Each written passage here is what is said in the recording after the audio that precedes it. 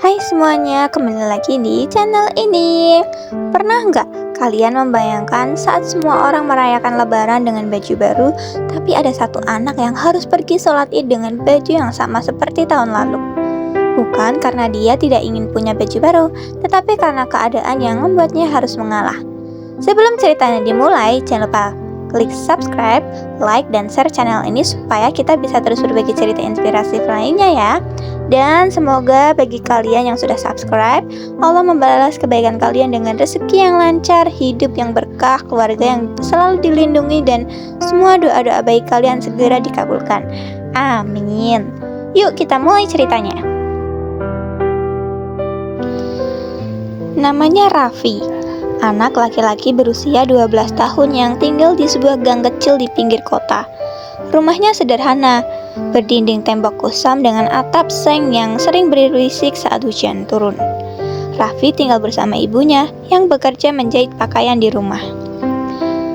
Ayahnya sudah lama tidak ada sejak Raffi masih kecil, meninggalkan mereka berdua berjuang menjalani hidup dengan apa adanya.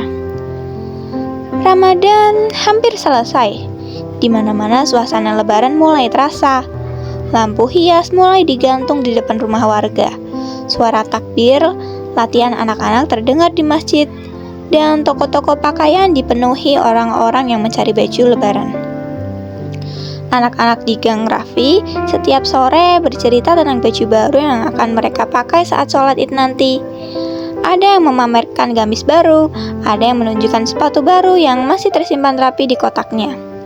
Raffi hanya mendengarkan. Ia tersenyum kecil walaupun di dalam hatinya ada sesuatu yang terasa berat. Ia tahu kondisi ibunya tidak seperti keluarga lain. Setiap malam, ibunya masih menjahit di bawah lampu kecil sampai larut. Matanya terlihat lelah, tangannya tidak pernah benar-benar berhenti bergerak. Di kamar yang sempit, Raffi membuka lemari kayu kecilnya. Ia memandangi satu-satunya baju yang masih cukup bagus untuk dipakai. Baju koko coklat yang ia pakai tahun lalu saat lebaran. Warnanya sudah sedikit pudar dan bagian kerahnya mulai kusam, tapi itu masih baju terbaik yang ia punya. Raffi menghela nafas pelan. Ia menutup lemari dan mencoba meyakinkan dirinya bahwa tidak punya baju baru bukanlah masalah besar. Yang penting masih bisa merayakan lebaran bersama ibu. Namun di luar rumah, suara anak-anak yang tertawa sambil membicarakan baju lebaran mereka kembali terdengar. Raffi menatap keluar jendela. Malam itu untuk pertama kalinya menjelang lebaran, ia merasakan sesuatu yang sulit dijelaskan. Perasaan ingin seperti anak-anak yang lain, tetapi juga tidak ingin menambah beban ibunya. Di ruang depan, ibunya masih menjahit diam-diam. Jarum mesin terus bergerak tanpa henti, seolah mengejar waktu sebelum hari lebaran tiba. Raffi tidak tahu satu hal, di balik semua kesibukan itu, ibunya sedang menyiapkan sebuah rahasia. Sesuatu yang diam-diam sedang ia usahakan untuk Raffi sebelum lebaran datang. Dan rahasia itu kelak akan mengubah segalanya. Hari-hari terakhir Ramadan semakin dekat dengan malam takbiran. Gang kecil tempat Raffi tinggal mulai ramai. Beberapa rumah sudah menggantung lampu warna-warni.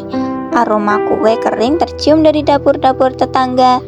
Dan suara anak-anak yang berlatih takbir semakin sering terdengar dari masjid. Di rumahnya, kehidupan berjalan seperti biasa. Ibunya masih sibuk menjahit hampir setiap hari. Pekerjaan semakin banyak karena banyak orang ingin baju mereka selesai sebelum lebaran. Raffi sering membantu hal-hal kecil, seperti merapikan potongan kain atau mengantarkan pakaian yang sudah selesai ke rumah pelanggan di sekitar gang. Suatu sore, ketika Raffi membantu membereskan sisa-sisa kain di dekat mesin jahit, ia melihat sesuatu yang membuatnya berhenti sejenak. Di atas meja kecil terlihat rapi sepotong kain putih yang terlihat sangat bagus. Bahannya halus dan masih baru, berbeda dengan kain-kain sisa yang biasanya ada di rumah mereka. Raffi memandang kain itu beberapa detik lebih lama. Dalam hatinya muncul harapan kecil yang sulit dijelaskan. Ia membayangkan bagaimana kalau kain itu dijahit menjadi baju koko untuknya. Namun, ia segera mengalihkan pikirannya. Ia tidak ingin berharap terlalu jauh. Raffi tahu ibunya harus bekerja keras hanya untuk memenuhi kebutuhan sehari-hari. Membuat baju baru mungkin bukan hal yang mudah bagi mereka. Malamnya ketika Raffi sudah hampir tidur, suara mesin jahit masih terdengar dari ruang depan. Lampu kecil masih menyala. Ibunya tampak tetap bekerja walaupun matanya sudah terlihat sangat lelah. Raffi tidak tahu bahwa kain putih yang ia lihat sore tadi sebenarnya memang disiapkan oleh ibunya untuk Raffi. Diam-diam ibunya berniat menjahit baju lebaran untuk Raffi dari sisa uang yang ia kumpulkan sedikit demi sedikit. Tetapi belum sempat rencana itu terwujud, sesuatu yang tidak terduga terjadi. Keesokan paginya, seorang pelanggan datang dengan wajah panik. Ia membawa beberapa potong kain mahal yang harus segera dijahit sebelum lebaran. Ia meminta ibunya Raffi menyelesaikan semuanya dalam waktu 2 hari. Dengan imbalan uang yang cukup besar, uang yang sangat mereka butuhkan untuk membayar beberapa kebutuhan rumah. Namun, ada satu masalah besar. Semua kain yang ada di meja jahit, termasuk kain putih yang sempat dilihat Raffi itu, harus digunakan untuk menyelesaikan pesanan itu. Ibunya terdiam cukup lama sebelum akhirnya mengambil keputusan yang berat. Kain putih yang seharusnya menjadi baju lebaran Raffi, perlahan ia lipat kembali, lalu dimasukkan ke dalam tumpukan kain pesanan pelanggan. Dari balik pintu kamar, Raffi melihat semuanya tanpa sengaja. Ia tidak berkata apa-apa. Ia hanya menutup pintu pelan lalu duduk di tempat tidurnya sambil menatap baju koko lamanya yang tergantung di dinding. Malam itu harapan kecil yang sempat muncul di hatinya perlahan menghilang. Lebaran tinggal beberapa hari lagi, dan Raffi mulai benar-benar yakin tahun ini ia akan kembali merayakan Lebaran tanpa baju baru. Lebaran hampir tiba. Gang kecil tempat Raffi tinggal semakin ramai. Anak-anak sudah mulai mencoba baju baru mereka, berlari-lari sambil tertawa di depan rumah. Beberapa bahkan sengaja memamerkan sepatu dan pakaian baju mereka kepada teman-temannya. Raffi hanya lewat di antara mereka dengan senyum kecil, berpura-pura tidak terlalu memikirkan semua itu. Di rumah, ibunya masih sibuk dengan pesanan jahitan yang belum selesai. Mesin jahit terus berbunyi hampir tanpa henti sejak pagi sampai malam. Raffi sering melihat ibunya memijat pelan pergelangan tangan yang mulai pegal, tapi ia tetap melanjutkan pekerjaannya. Setiap kali Raffi bertanya apakah ia butuh bantuan, ibunya hanya tersenyum dan berkata semuanya akan baik-baik saja. Sore itu, Raffi mengambil kembali baju koko lama dari lemarinya. Ia mencoba memakainya lagi di depan cermin kecil yang tergantung di dinding kamar. Ukurannya masih pas walaupun warnanya sudah tidak secerah dulu. Ia merapikan kerahnya pelan lalu menarik nafas panjang seolah sedang mencoba menerima keadaan. Di ruang depan, ibunya memperhatikan dari jauh tanpa Raffi sadari.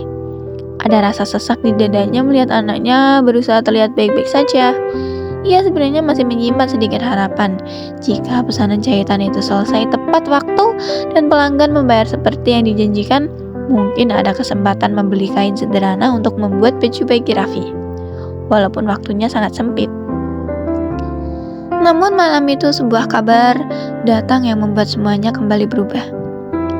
Pelanggan yang memesan banyak pakaian itu mengirim pesan bahwa pembayaran baru bisa diberikan setelah Lebaran selesai. Mesin jahit tiba-tiba terasa jauh lebih berat untuk dijalankan. Sementara waktu menuju pagi Idul Fitri semakin sedikit. Malam takbiran akhirnya tiba. Dari segala arah terdengar gema takbir yang mulai berkumandang, menggema dari masjid ke masjid di sekitar kampung. Lampu-lampu rumah menyala terang. Anak-anak berjalan di gang sambil membawa obor kecil dan beduk mainan. Suasana yang seharusnya penuh kebahagiaan itu terasa berbeda bagi Raffi. Di dalam rumah yang sederhana, mesin jahit akhirnya berhenti. Ibunya duduk diam beberapa saat, menatap tumpukan pakaian pesanan yang sudah selesai. Semua sudah dijahit tepat waktu. Tetapi uang yang diharapkan ternyata belum bisa mereka terima malam itu. Harapan terakhir untuk membuat baju lebaran bagi Raffi pun perlahan mulai menghilang. Raffi sendiri duduk di depan rumah, memperhatikan anak-anak yang lewat dengan pakaian baru mereka. Ia memakai baju koko lamanya yang sudah disetrika rapi oleh ibunya. Walaupun terlihat sederhana, Raffi mencoba tetap tersenyum setiap kali ada tetangga yang menyapa. Ibunya keluar rumah dan duduk di samping Raffi. Beberapa detik mereka hanya mendengarkan suara takbir yang menggema di langit malam. Dengan suara yang pelan, ibunya meminta maaf karena tahun ini belum bisa membelikan baju lebaran baru untuknya. Raffi langsung menggeleng cepat dan berkata bahwa semuanya tidak apa-apa. Baginya yang penting mereka masih bisa merayakan lebaran bersama. Namun, jauh di dalam hati ibunya, rasa bersalah itu tetap ada. Ia memandang Raffi yang berusaha terlihat kuat, sementara di langit malam suara takbir terus bergema semakin keras. Malam itu terasa sangat panjang, seolah menyimpan sesuatu yang belum mereka ketahui, sesuatu yang akan terjadi tepat saat pagi lebaran datang. Pagi Idul Fitri akhirnya datang. Udara masih terasa sejuk ketika suara takbir kembali berkumandang. Warga di gang kecil itu mulai keluar rumah dengan pakaian terbaik mereka. Anak-anak berlarian dengan baju baru yang masih terlihat rapi, sementara orang dewasa berjalan menuju masjid untuk melaksanakan sholat Id. Di rumah sederhana itu, Raffi sudah siap sejak subuh. Ia mengenakan baju koko lamanya yang telah disetrika rapi oleh ibunya. Walaupun warnanya tidak secerah dulu, Raffi tetap merapikannya dengan hati-hati. Ibunya memperhatikan dari pintu kamar dengan mata yang sedikit berkaca-kaca. Tetapi ia berusaha tersenyum agar Raffi tidak melihat kesedihannya. Mereka pun berjalan bersama menuju Masjid Ciujunggang. Sepanjang jalan suasana lebaran terasa hangat. Orang-orang saling menyapa, anak-anak tertawa riang, dan aroma makanan dari rumah mulai tercium di udara pagi.